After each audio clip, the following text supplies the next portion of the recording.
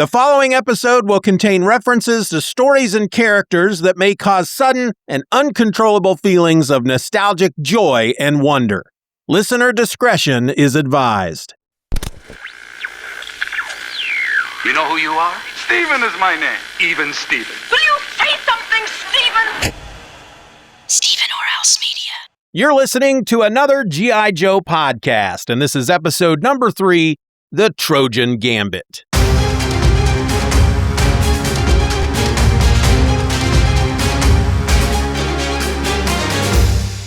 Hello and welcome to another G.I. Joe podcast. I'm your host. My name is Steven, and I don't know about you, but the day I discovered that I could remove that little screw from the back of my G.I. Joe action figures and then take them apart, well, that was the day I started swapping around body parts and creating my own Joes. I still have a tackle box full of parts. Arms, legs, heads, those little black rubber band things that sometimes break. Yeah, I think that's up in the attic somewhere. I'll have to look for it. Anyway, today we're looking at G.I. Joe, A Real American Hero, issue number 3. This issue sports a cover date of September 1982, though it hit the shelves in June. It sold for just 60 cents, and it is entitled The Trojan Gambit. It was written by Larry Hama with art by Herb Trimpe. The inks were by Jack Abel and John D'Agostino. The letters were by Diana Albers, and the colorist was George Roussos.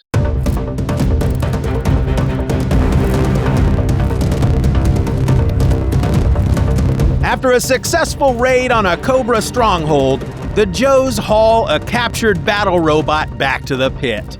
Hours later, while Hawk and Scarlet are attending a casual tea in the motor pool above, the robot mysteriously reactivates and seals the Joes into different parts of the base. The robot's mission is to ascend from the lower levels of the pit and make its way outside to send a signal to Cobra so that they can finally learn the location of the hidden Joe base. Meanwhile, Cobra Commander circles nearby with a fleet of helicopters packed with soldiers waiting for the signal to strike.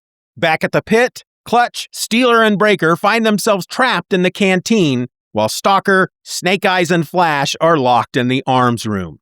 The three in the canteen, using nothing but sheer muscle power, manage to open the locked door and escape, only to encounter the robot as it's leaving the computer room. The robot fires on them and the three flee when Breaker, having an idea, ducks into the bathroom and begins to gather all the cologne and aftershave. Meanwhile, Stalker, Snake Eyes, and Flash has set a laser rifle to work on the lock of the door to the arms room. Back to Clutch, Steeler, and Breaker, they wait for the robot on the emergency stairs as it climbs ever upward, and they dump a bucket of cologne atop it before lighting it ablaze with a flare. The three run and duck into an exit on the training level as the robot, still on fire, continues its ascent. It stops, however, and submerges itself in the Joe's swimming pool, dousing the flames before wrenching open the elevator doors and climbing the cables into the upper levels. Clutch sends the elevator car crashing down to stop it, but the machine just keeps on climbing. A desperate gambit with a laser cannon fails, and the robot makes its way to level 1 and the garage. Thinking fast, Steeler hurls silver paint at the robot's head, lures it toward the hydraulic lift well, and knocks it into the shaft, where it falls all the way back down to level 6 where it started. There, it breaks apart as it smashes into the floor. Meanwhile, Stalker, Snake Eyes, and Flash have escaped the arms room, and they join the other three on level 6 as they gather around what's left of the robot. For a moment, it seems that they have won. That is until the robot's head sprouts writhing tentacles and, like a mechanical spider, begins to climb. Flash brings the head down with a precise shot from his laser rifle, and it tumbles open, disgorging 12 insect-like devices. Breaker recognizes them as Cobra's mobile transmitters, built to locate the pit.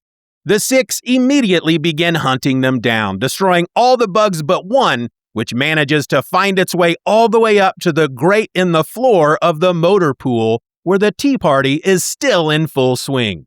Scarlet, standing near that very same grate, spies the bug as it crawls its way free, and knowing that it can't be good, crushes the bug with her foot, ending the cybernetic threat. And so, with their mission compromised and their fuel dwindling, Cobra Commander and his team are forced to slink back to their lair in defeat. All right, so before we do our deep dive into the issue, I wanted to play a bit of audio from October of 2020 when I first talked about this issue on episode number 125 of Just Another Fanboy. See, I've already recorded the deep dive bit from this episode, and once I finished, I decided to give episode 125 of Just Another Fanboy a real good listen. And I found a couple of occasions in which I had some thoughts back then that I didn't express this time around. So I tell you what, I have the tape here. Let me just pop it into the tape deck, and you will then be transported back in time to the year 2020.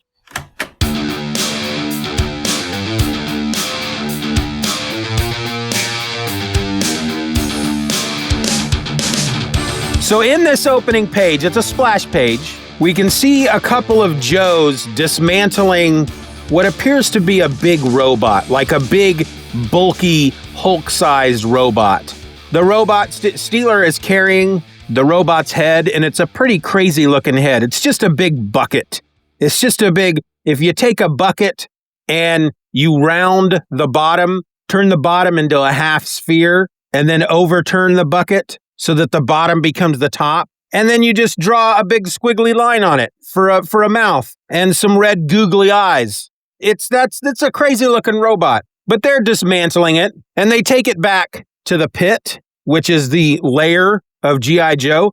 That's where G.I. Joe, that's where they hide out. And the pit is a secret base that's built underground, which is on top of the chaplain's assistant school in Fort Wadsworth. Now, here's something that I've always been rather curious about. What the frick is a chaplain's assistant school? Is this a school in which the chaplain's assistant teaches? Is it his or her school? Whoever the chaplain's assistant is this their school? Is it a grade school? Is it a school for kids? What kind of school is this? Is it a school for chaplain's assistants? Are there so many chaplains in the Army that need assistance? There's like thousands of chaplains, and each chaplain needs 4 assistants. And so we got to train those assistants. So we have to have a special school just for people who want to assist the chaplain. Is that what this is? They never really explain. And I'm not sure why they never explain it. Maybe I'm the only one that cares, or maybe I'm the only one that's unaware of what that is, what a chaplain's assistant school is.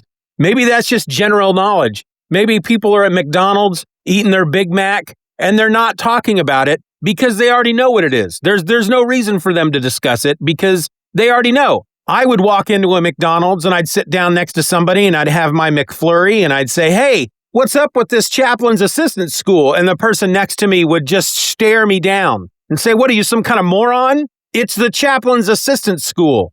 Everybody knows that.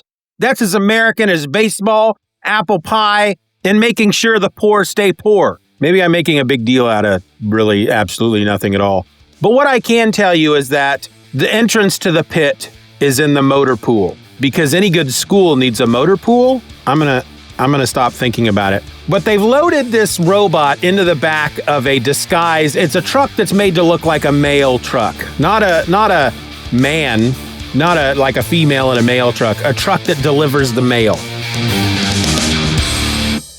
Here you go, folks. Some random thoughts about this issue from over 5 years ago.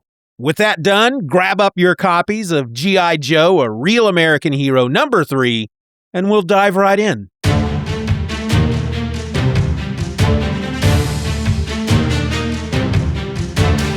All right, so as always, we will start with the cover.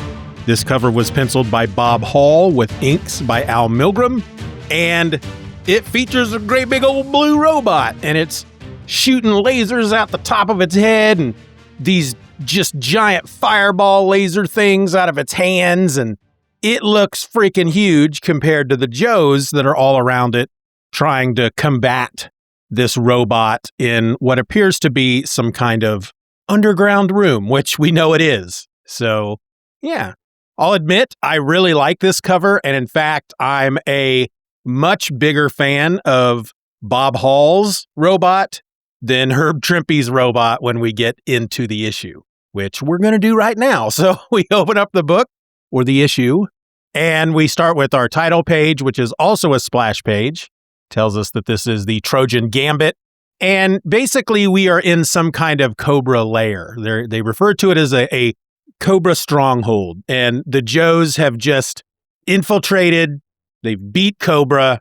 They're taking soldiers prisoner and whatnot.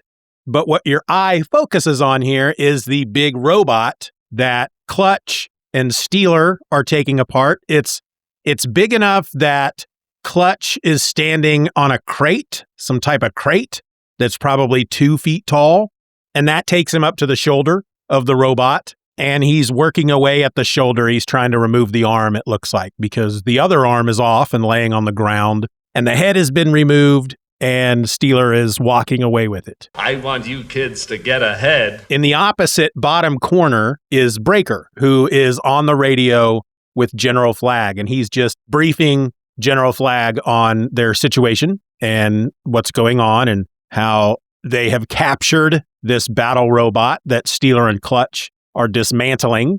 General Flag asks if there were any serious injuries, and Breaker's response is, "Yes, sir. A half a dozen Cobra troopers thought they had old Snake Eyes disarmed. Shoot, General, he shouldn't be allowed to carry that thing in his boot. It's got to be against the Geneva Convention." So I'm assuming some kind of blade that Snake Eyes carries around in his boot. And if that's the case, they are seriously hinting at the fact that he may have disemboweled some Cobra soldiers or cut him up real good, carved him up some Cobra soldiers. But whether or not he killed him, I don't know, because Flag is just asking about serious injuries. And I'm sure he's speaking about the Joes. I don't think he quite cares about the Cobra side. I don't know. But, with this one page with just those 2 word balloons, if you were not already intrigued by Snake Eyes, I bet you are now. Oh, yeah, totally. We turn the page, and they're still kind of packing things up. This is just 4 big panels on this page.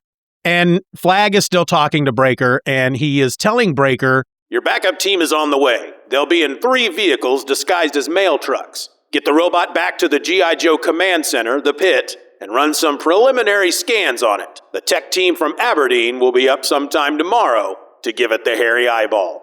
And stop chewing that gum." Because, of course, Breaker's always chewing gum, and here is a panel of him blowing a bubble. So the 3 mail trucks arrive. They put the prisoners in the first truck. They put the dismantled robot in the second truck, along with Clutch, Breaker, and Steeler. And then Hawk and Scarlet are in the third truck with the wounded. So basically, they're all splitting up. The prisoners are going to a military prison.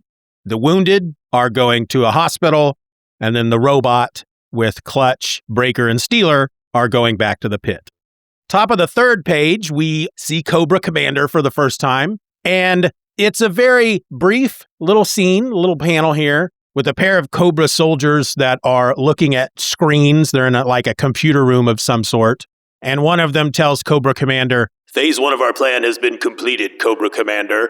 "That was the easy part. The next phase will be very tricky indeed." And that's the end of that little scene. So something's not on the up and up. As for the rest of the page, we're just following this mail truck with the robot in it back to the pit. There's a moment where they're crossing a bridge, and Steeler from within the truck is asking Clutch, who obviously is driving, because he's Clutch, why are they taking the bridge? It's a nice day for a ferry ride across the river. And Clutch explains that they can't leave the truck not in motion. If they were to put it on a ferry, they would, of course, have to stand guard over it, because what if someone were to just break into the truck, for example, and they find a freaking robot in the back? So they need to stay on the move, basically. And so they do. And they get back to the pit, or the chaplain's assistant school at Fort Wadsworth, which is above the pit, which is hidden. And they drive into the motor pool, looks like building number 2, with this mail truck, and they stop. They park on like a lift, that would lift a car up, and then somebody could get down in the well underneath it and work on the car underneath. But that's not quite what this is. As we turn the page, we see that this is like a lift of some sort. It's an elevator, basically, for vehicles. And it allows them to take this mail truck from the ground level all the way down to level 6, where the computer lab is.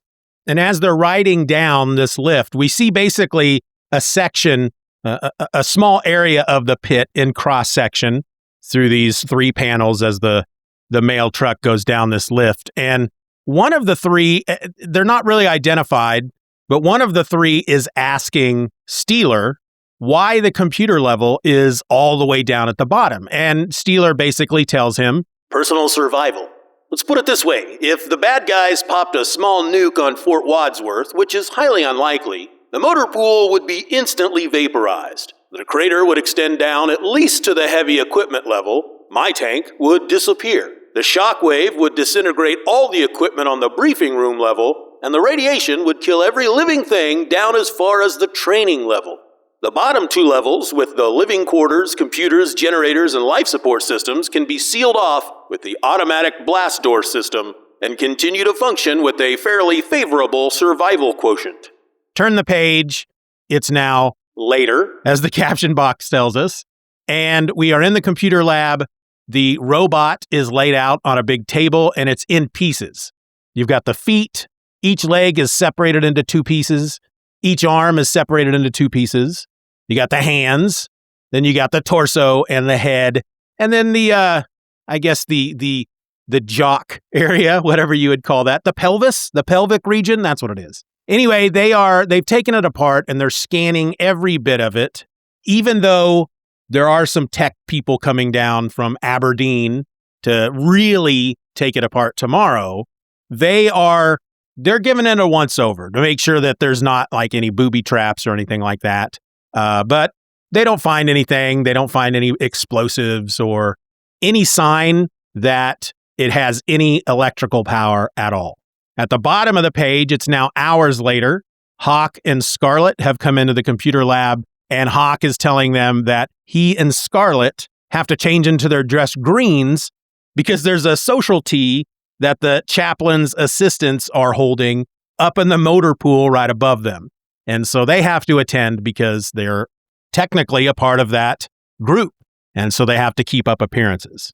He then tells Breaker, Steeler, and Clutch that Snake Eyes, Flash, and Stalker will collect their weapons and take them into storage in the arms room. And the 3, Clutch, Breaker, and Steeler, decide that maybe it's time for a bit of breakfast. Where can we get some breakfast? We turn the page, and it's an hour later. We are now up in the motor pool area where the social tea is being held. Hawk and Scarlet are in their dress greens. They're socializing. And a woman there asks Hawk, Tell me, Colonel, how do soldiers assigned to a chaplain's motor pool manage to acquire such an impressive array of decorations? Well, ma'am, when we're not driving the Padre to chapel, we're out hunting down international terrorists. Colonel, you're pulling my leg. Terrorists, indeed. Bacon and eggs. Pardon? So as they're standing there talking, she starts to smell bacon and eggs being cooked. And it's coming up from a grate in the floor, which must be part of the exhaust system and airflow system from the pit. And so we go 5 levels down into the canteen, and we can see that Clutch is standing there at the stove, and he's cooking up some eggs and bacon for the 3 of them. Final panel on this page, page 6, takes us down to the last level, level 6, and we're in the arms room where Stalker, Snake Eyes, and Flash are putting away the Joe's weapons. Snake Eyes always volunteers to clean all of the weapons first. He wants to do it himself. And Stalker asks Flash, why does he do that? Why does he always volunteer to clean all of the weapons himself? And Flash tells him that at the end of the day, Snake Eyes wants to make sure that everyone's rifles and weapons work, especially if they're going to be backing him up and covering him. Turn the page. We are back with Cobra Commander and his soldiers, and we learn that this robot has some kind of chemical timer in its right hand, and that it's due to activate in 30 seconds.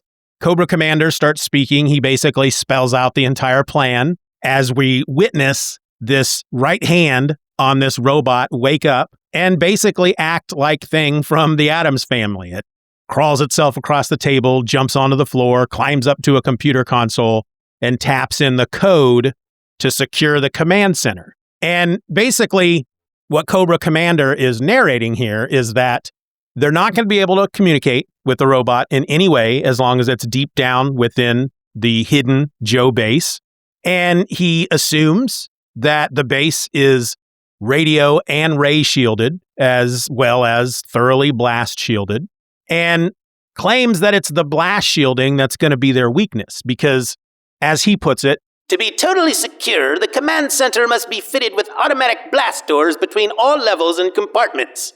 The central computer programming for activating these blast doors must of necessity be simple and follow a recognizable pattern. And when our robot hand discovers that pattern, we turn the page to find that it did learn the pattern because suddenly the blast doors of the armory slam close. It's a pair of double doors that slide into to meet in the middle.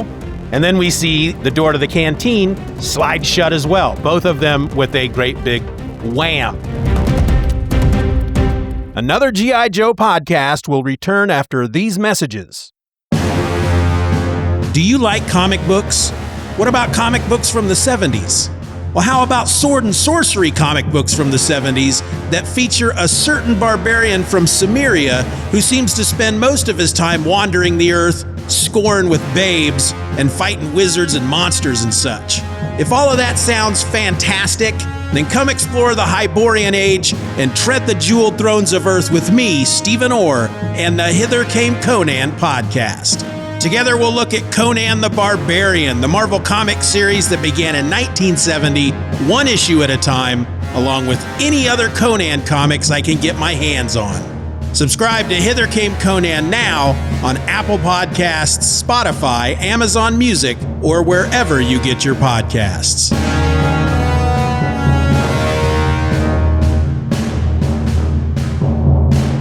Enough talk! Remember, the 5th of November. The gunpowder treason and plot. For I know of no reason why the gunpowder treason should ever be forgot. Coming soon to the Magazines and Monsters podcast feed. A deep dive into one of the best works of Alan Moore's career. Join me, Billy D, and my co-host Dr. Ange as we explore the incredible series V for Vendetta.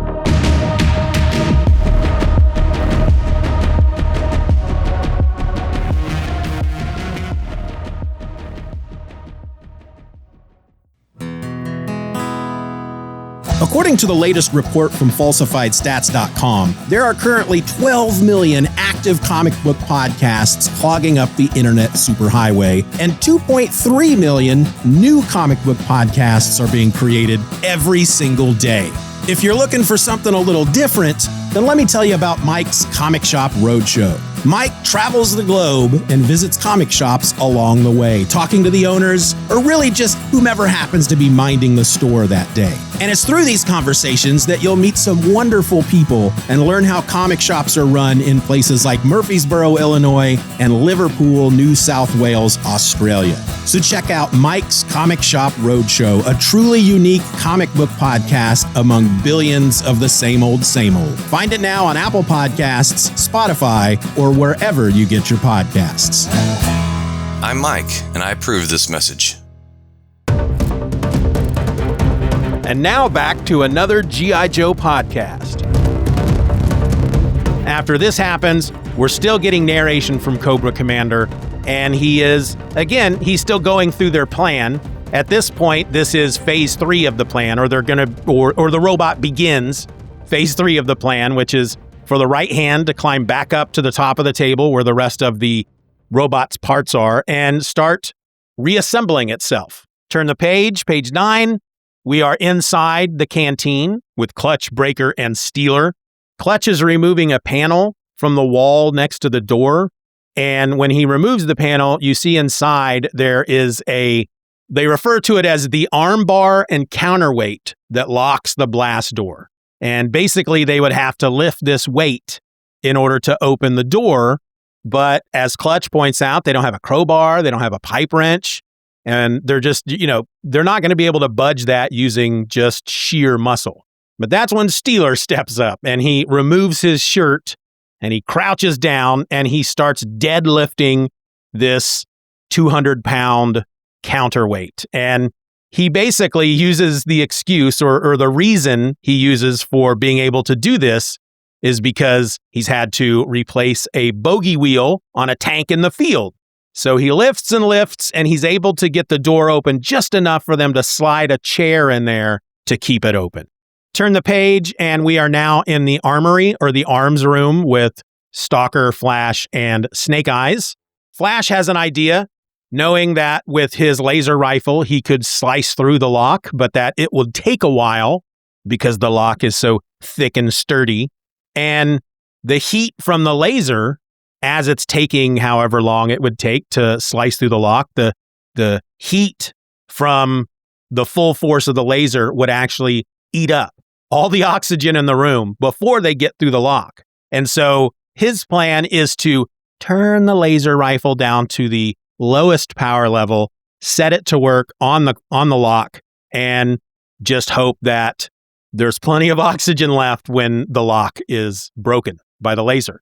And Stalker and Snake Eyes, their part in this is to go lay down in another area of the room and fall asleep so that they're not using up as much oxygen. I guess you don't breathe as heavily when you're sleeping. But from there, we are in the emergency stairwell between levels 5 and 6. Clutch is in the lead as Steeler and Breaker follow him in a race down the stairs. They're heading right for the computer room because obviously with the blast doors closing, one of the ideas that was thrown out is that maybe there's some kind of a computer error. But Clutch realizes they've got this freaking Cobra robot down in the computer lab. And though it's supposed to be disabled, this can't be a coincidence. And so that's where they head straight down to the computer room. And they are standing outside of the computer room at the end of page 10. You turn the page and suddenly the doors are open. The robot is assembled and it's coming out firing. It's firing blasts from both hands and a laser of some sort coming out of its forehead. Clutch, Breaker, and Steeler scatter, and they run like their life depends on it, because it pretty much does. But they head back upstairs, and when they get up there, when they hit the 5th level, just the level above where they were, Clutch has an idea, and he ducks into a bathroom, pulls out a bucket, and just starts gathering up all the cologne and the aftershave that's in the bathroom, and he starts dumping it all into this bucket. At the bottom of the page, we go back to the arms room. The laser is sitting there on a block of some sort, firing into the lock of the door. You can see Snake Eyes and Stalker on one side of the panel asleep, and Flash is watching the laser, and he's thinking to himself, I'm cutting in real close. Air's getting bad already. Turn the page. We are back on the emergency stairs. The robot is going up the steps from level 6. It's heading up to level 5. Clutch is up there on the landing of level 5 with Breaker and Steeler, and they're waiting for the robot. And Clutch has his big bucket full of aftershave and cologne, and he dumps it all over the top of the robot. And then one of the other two lights up a flare, throws it at the robot, and all of this cologne and aftershave catch fire. And the robot is suddenly engulfed in flame. Men are here. We make fire. We get a couple of panels here with Cobra Commander again, and he is kind of finishing up, narrating what his plan is, which is that the robot is basically supposed to be making its way all the way up to the upper levels and then outside where it will start transmitting. And then Cobra and his soldiers who are out there flying around in helicopters, they will get the signal and head right on over and start attacking. The bottom of this page, we get 2 panels. We are back at the social T, and there's a guy talking to Hawk and Scarlet. He may be the chaplain, I believe. I'm not sure. But he's saying, very strange. Just a little while ago, there seemed to be the aroma of bacon and eggs in the air. Now I seem to smell an electrical fire. Colonel, do you think? I wouldn't worry about it, O'Hara. It's probably just the crosswinds from the mess hall. And if that's the case, the smell isn't half as bad as it could be. So, yeah, Hawk and Scarlet are up there, They know something's going on down there. They don't quite understand what it is. They can't go check it out. They can't just leave. That would be suspicious. And Hawk trusts in his men, and I say men because the only other woman is up there with him, but he trusts that the men down there can do what needs to be done, and he trusts that if he is needed, they will let him know, basically. That's not said anywhere in here, but I'm sure that's kind of what is going on. Turn the page 13, back to the emergency stairs with the robot still on fire, heading up the stairs, and it is made the landing to the training level.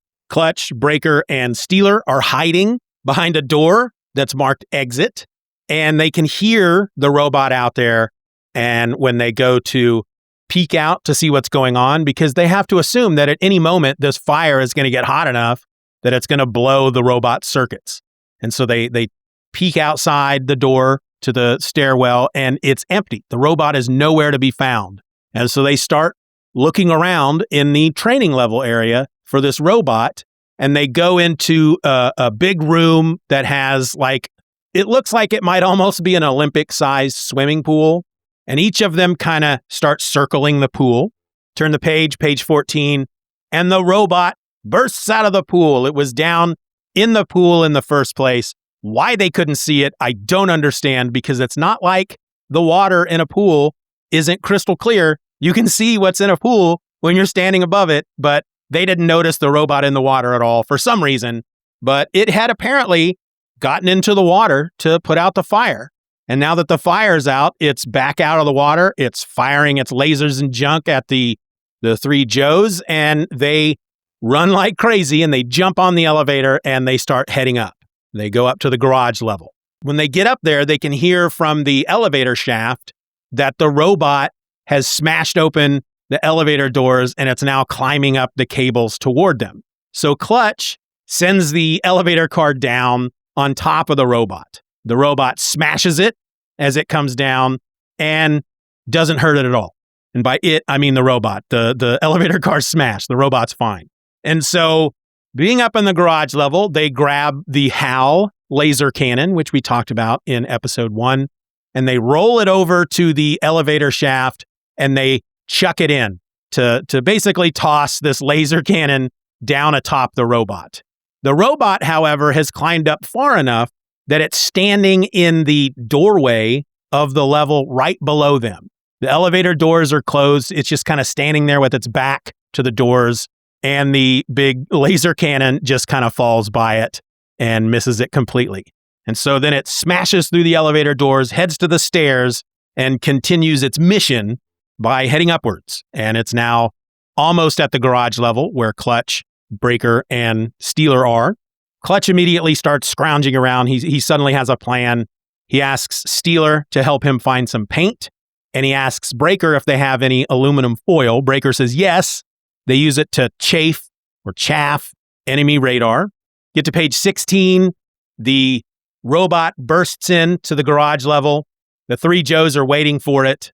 One of them, I think it's Steeler, is holding a bucket of paint, and it's labeled silver paint, and it splashes the paint across the face of the robot, which will basically blind it, and it will have to use radar and whatnot to track them, to find them in the room.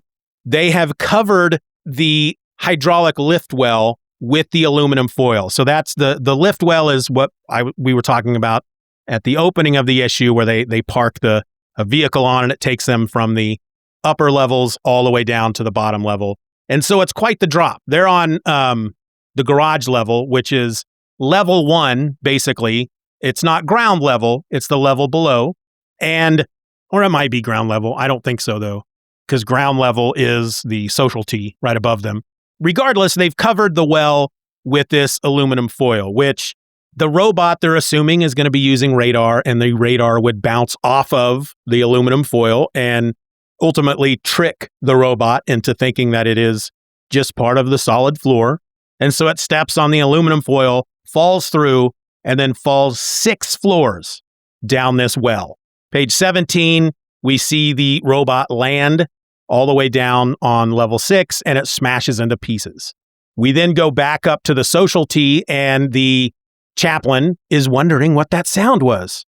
He says that it sounded like a Mack truck full of anvils going off a cliff, and it came from somewhere down below them. Hawk, covering again, says that it must have been some sort of acoustical phenomenon because there's nothing below them but solid Staten Island. At the bottom of the page, we're back with Cobra, and we can see that it's not just one helicopter, it's a fleet of helicopters, and they're designed so that if you are standing on the ground looking up at them from below, they look like the head of a Cobra with its hood open. These were not toys, not that I recall. I'm fairly certain I never saw these made as toys, but they are just something that was designed solely for at least this issue. We'll see if they show up in any further issue. But they're circling wherever, waiting for this frickin' signal from this robot. And one of his men lets him know that they're reaching a situation with their fuel because they know exactly how much fuel they have to get back to their own base. And they're starting to reach that limit. You know, they're hitting a point where they either have to attack or go home. And if they haven't gotten a signal from the robot, they can't attack anywhere. So they would have to go home. Cobra Commander, however, he's adamant that the robot will succeed. They still have time, and so they're going to wait. Back in the pit, we're in the arms room, and the laser has done its job. The doors are open. Flash wakes up Stalker and Snake Eyes, and they head out. They go straight down to the computer level, and they meet up with Clutch, Breaker, and Steeler as they're looking over the shattered remains of this robot. Suddenly, however, the robot's head starts to move, and it sprouts tentacles. Robotic tentacles from the bottom of this freaking head, and it starts to crawl away and starts climbing up the shaft of the well.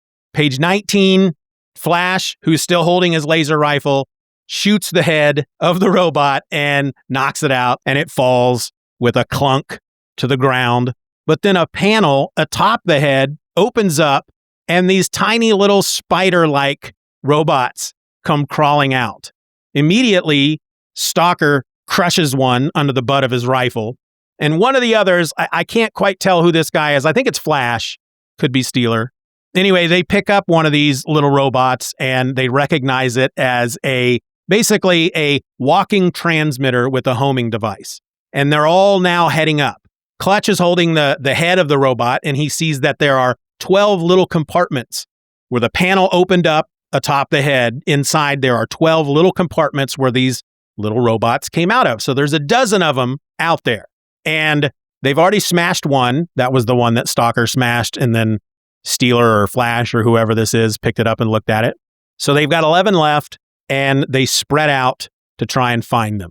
Page 20, we're back at the Social T up on ground level of the motor pool, and Scarlet and Hawk are having a whispered conversation. Hawk, it sounds like a small firefight is going on down in the pit. The chaplains are beginning to wonder. I know, Scarlet, but we dare not do anything until the tea is over. We then go to Cobra, back in their helicopters. One of the soldiers is telling Cobra Commander that the robot signal is way past due, and that in 3 minutes, the fuel situation will reach a critical point, and that their safe return to their own base will be endangered. And Cobra, still adamant, he wants that G.I. Joe base. He says, we're going to wait the 3 minutes. At the bottom of page 20, we are watching the Joes basically go around and kill these little robot spiders, or at least 3 of them. Breaker is in the computer room, and he's trying to rewire the sensors. When all the blast doors were shut, it jammed their sensors or something. That's part of it. I don't know. But anyway, he's trying to get the sensors back online so that they can use the sensors to track these little robots.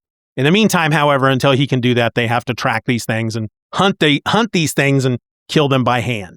By page 21, Breaker now has the sensors working, and he can see that there is only one of these little bugs left. But unfortunately, it's inches from the service grate to the motor pool. And at the bottom of the page, one of the chaplains is crouched down over the grate as this little spider thing is crawling out. And he freaks out. Ah, it's a bug, an insect. Last page, top of the page, Scarlet crushes the little spider robot under her shoe, and the pieces of it fall down the ventilation shaft atop the Joes underneath, and they're all like, yay, we won. Meanwhile, Cobra Commander, he realizes that it's too late. They have to turn around and go back to what he calls Cobra Central. But he gives us a little teaser. Luckily, we have more than one plan to destroy G.I. Joe. And then the issue ends in these last two panels, still at the social tea. There's a couple of guests talking to each other. One of them is saying, "If I didn't know any better, I'd swear that I heard people cheering under that crate. Must be some sort of acoustical phenomenon the Colonel mentioned earlier." And then we have our final words by Hawk and Scarlet. "You know, Scarlet, I may have been pushing the Joes a bit too hard lately. I think I'll recommend them for a little extra leave time." "Good idea, Hawk. Sounds like they're going buggy down there."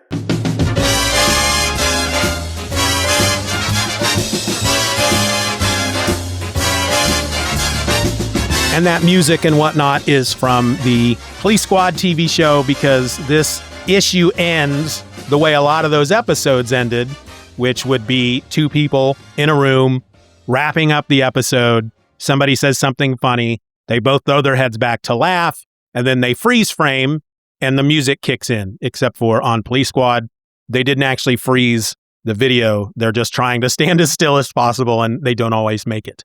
But that's how this ending felt. This was another fun issue, 3 issues in, and everything's going great. I'm not a big fan of the Herb Trimpe art in this issue. Not sure why. Just didn't really do a lot for me, especially the robot. I think, honestly, I probably would have been okay with the robot and the rest of the art if Herb had also done the cover as well. But since we get a slightly different looking robot and just a slightly different art style from the cover, that's almost what you want to see inside, and you don't really get it. But I really enjoyed this issue. I really enjoyed this story because, first of all, you get kind of a small peek into what life might be like at the pit when there's not, combat missions going on. I like Breaker and Clutch and Steeler in the canteen making breakfast. I like the social tea going on above. It was a fun story. And I thought it did a really good job of blending both the action and then just these normal everyday things that the Joes do in their life. There wasn't much, but, kind of a peek. It's a small peek, and I really enjoyed it, and I appreciated it. And it was kind of fun to see Clutch and Breaker and Steeler kind of take center stage. Hawk and Scarlet had their roles to play. Snake Eyes, Stalker, and Flash had their roles to play. But really, this was a Clutch, Breaker, Steeler issue. And I rather like Clutch. I like Breaker because he's always blowing bubbles. I neutral on Steeler, but fun issue. I really enjoyed it. And that's really all I have to say about G.I. Joe, A Real American Hero, issue number 3, The Trojan Gambit. What about you? You got any questions or anything you'd like to add?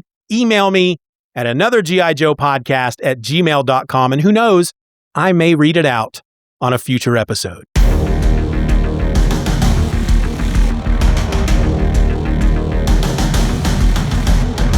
In our next episode, Hawk, Grunt, and Snake Eyes infiltrate the paramilitary compound of Commander Wingfield. Disguised as new recruits, they discover a sinister, Cobra-backed plot to start World War III. Can they stop the maniacal madman in time? Well, we'll find out next time when we dive into G.I. Joe, A Real American Hero, number 4, Operation Wingfield, published by Marvel Comics in June of 1982. The synopsis used in this episode comes from MarvelFandom.com with edits and rewrites by me. The description of the next issue comes directly from the G.I. Joe, A Real American Hero, number 4 solicitation. And finally, the views and opinions expressed within this episode are mine and mine alone, and do not reflect the official policy or position of Marvel Comics, Hasbro, or really any other individual group or corporation. So until next time, folks, keep a sharp eye out for Cobra plots, and as always, be nice to each other. Bye!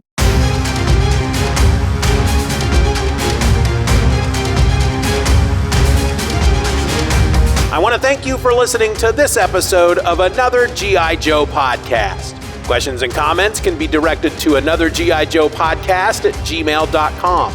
If you enjoyed the show, you can help to boost our presence online by leaving a rating or review on your favorite podcast app. I also invite you to join our subscription program, Steven or Else Beyond, and in return, You'll get episodes of Another G.I. Joe podcast early and ad-free. Check out the link in the show notes, or just go to SoManyPodcasts.com to sign up today. Another G.I. Joe podcast is a presentation of Stephen or Else Media. For more nerdy content hosted by me, check out SoManyPodcasts.com. All links will be in the show notes.